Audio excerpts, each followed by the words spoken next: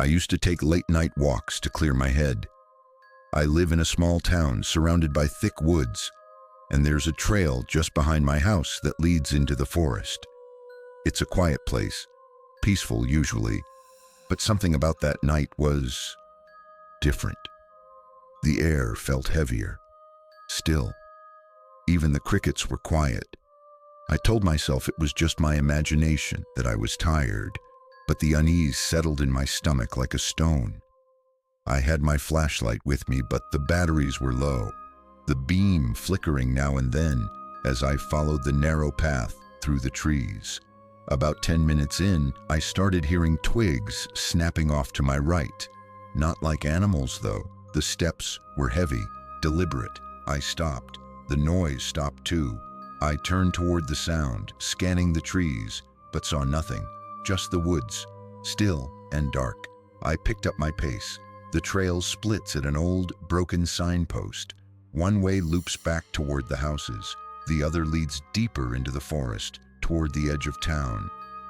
I turned to loop back, but when I did, I swear, I saw someone standing at the fork I had just passed.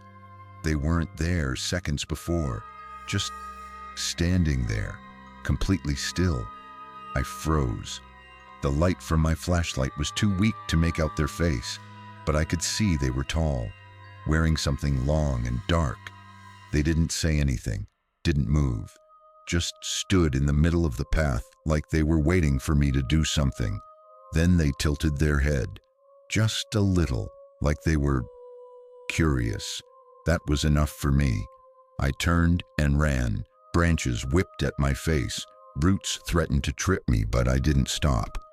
My flashlight fell out of my hand somewhere, but I didn't go back for it. I just ran. I could hear them behind me, not running, walking, slowly, steadily, each step crunching through leaves and sticks, calm as if they knew I couldn't outrun them. When I finally burst out of the woods, panting, drenched in sweat, I didn't look back. I slammed my back door shut, locked it, and collapsed on the floor, trying to catch my breath. I didn't sleep that night. Every time I closed my eyes, I saw that figure, that tilt of the head, that quiet stillness, like they weren't surprised to see me, like they'd been waiting.